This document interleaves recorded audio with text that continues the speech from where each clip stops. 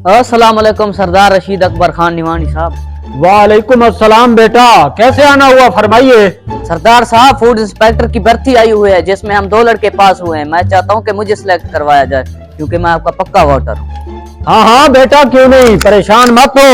मुझे पता है आप बाप दादा से मेरे पक्के वोटर चले आ रहे हो। ये भर्ती तो इंशाल्लाह आपके नाम ही है। मैं अभी ऑफिसर को कॉल करता हूँ, आप जाइए। अस्सलाम वालेकुम बेटा, मेरा नाम भी गजनफर अब्बास छीना है और ये आमिर नए शहानी ने नवानियों के साथ इत्तेहाद किया है। इलेक्शन 2030 है, पब्लिक आ जा रही है तो इनके मसाइल हल करेंगे तो कोई वोट पड़ेगा। वीक भी आजकल काफी एक्टिव नजर आ रही है, तो देखते हैं क्या होता है। जी बेटा हुक्म। अस्सलाम वालेकुम गजनफर अब्बास छीना साहब। वालेकुम अस्सलाम। जी बेटा फरमाइए, कैसे आना हुआ। सर, रिक्वेस्ट ये है कि फूड इंस्पेक्टर की एक भर्ती आई थी तो जिसमें हम 2 लड़के पास हुए हैं, तो मैं चाहता हूं कि मुझे उस भर्ती में सिलेक्ट किया जाए क्योंकि मैं आपका पक्का वोटर हूं। ठीक है बेटा, आप ही भर्ती होंगे। मैं भी ऑफिसर को फोन लगाता हूँ। इस बार फूड इंस्पेक्टर की एक ही भर्ती आई है और 2 बंदे सिलेक्ट हुए हैं। मैं नौकरी तो उसे दूंगा जो मुझे सबसे ज्यादा पैसा देगा। हेलो। हाँ हेलो ऑफिसर साहब, मैं साबिक एमपीए मलिक गजनफर अब्बास छीना बात कर रहा हूँ। इस बार जो एक भर्ती आई है ना फूड इंस्पेक्टर की, तो इसमें मेरे बच्चे को ही लाजमी आपने रखना है क्योंकि आपको पता है बेटा इलेक्शन के दिन है ना, समझा करें बात को फिर। हाँ हाँ जी सर, बिल्कुल आपके हुक्म की तामील होगी। यार फिर से सियासी दबाव आ गया, इस बार भी भर्ती से पैसा नहीं बना पाया। हेलो ऑफिसर, मैं सरदार रशीद अकबर खान निवानी मुखातिब हूँ। इस बार आपके पास फूड इंस्पेक्टर की एक भर्ती आई है जिसमें 2 लड़के पास हुए हैं, तो मैं चाहता हूँ इसमें मेरा ही लड़का भर्ती होना चाहिए क्योंकि इलेक्शन के दिन है। हाँ समझे ना, इसमें कोताही नहीं होनी चाहिए। जी जी निवानी साहब, बिल्कुल आपके हुक्म की तामील होगी। यार अब क्या करूं, दोनों तरफ अब सियासी दबाव आ चुका है। उधर से गजनफर अब्बास छीना सर खा रहा है, उधर से नवानी साहब। अब करूं तो क्या करूं, या खुदाया अब आप ही मदद करेंगे। अस्सलाम वालेकुम सर जी। वालेकुम अस्सलाम बेटा।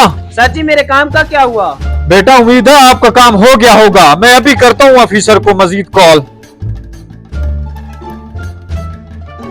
जी जी गजनफर अब्बास एमपीए फरमाइए।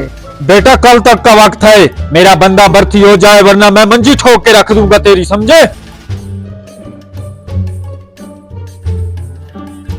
अस्सलाम वालेकुम सरदार साहब। वालेकुम सलाम बेटा।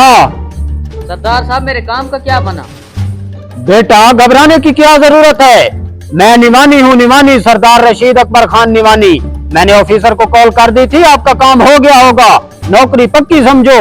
अभी कंफर्मेशन के लिए दोबारा मैं उसको कॉल लगा देता हूँ। ठीक है छीना साहब, कल तक आपका बंदा भर्ती हो जाएगा। जी जी सरदार रशीद अकबर खान निवानी फरमाइए। हाँ ऑफिसर, लगता है नवे आए हो सोनियो, मेरा बंदा कल तक भर्ती हो जाना चाहिए। अगर कल तक मेरा बंदा भर्ती ना हुआ ना तो अपनी तैयारी कर बेटे, तैयारी कर। ठीक है नवानी साहब, कल तक आपका बंदा भर्ती हो जाएगा। या अल्लाह, अब क्या करूं, अब तो मेरी अपनी नौकरी खतरे में पड़ गई है।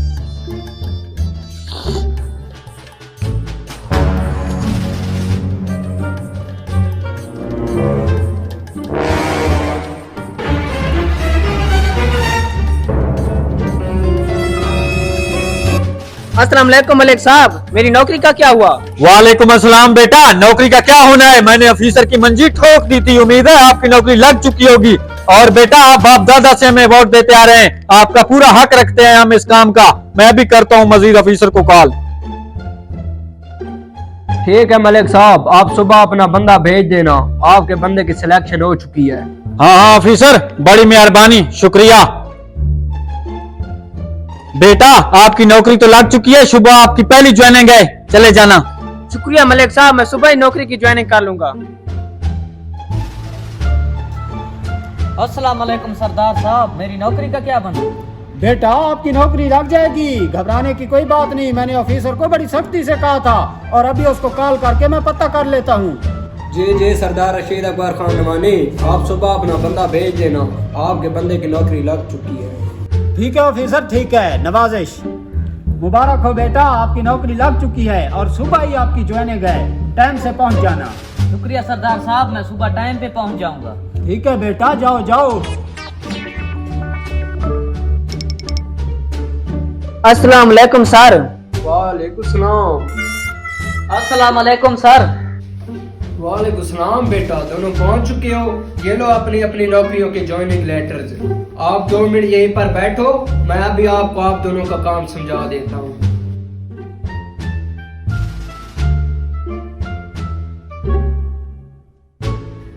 ये लो बेटा, ये आपके लिए और ये बेटा आपके लिए। लेकिन सर ये किस लिए? वो इसलिए बेटा क्योंकि नौकरी एक ही बड़ी थी और आप दोनों अपने एमपीएज और एमएनए के पास चले गए। उनका प्रेशर इतना था और मैं कुछ कर भी नहीं सकता था, इसलिए हमने एक ही बड़ी नौकरी को 2 छोटी नौकरियों में तकसीम कर दिया और आप दोनों को उसमें सिलेक्शन दे दिया और आप दोनों के एमपीएज को हमने राजी कर दिया और हम कोई नहीं कर सकते थे। अब मजे करो। ठीक है सर। ठीक है क्या? अब बैठे क्यों, जल्दी से इस फर्श को साफ करो, जल्दी से अपने काम पर लग जाओ।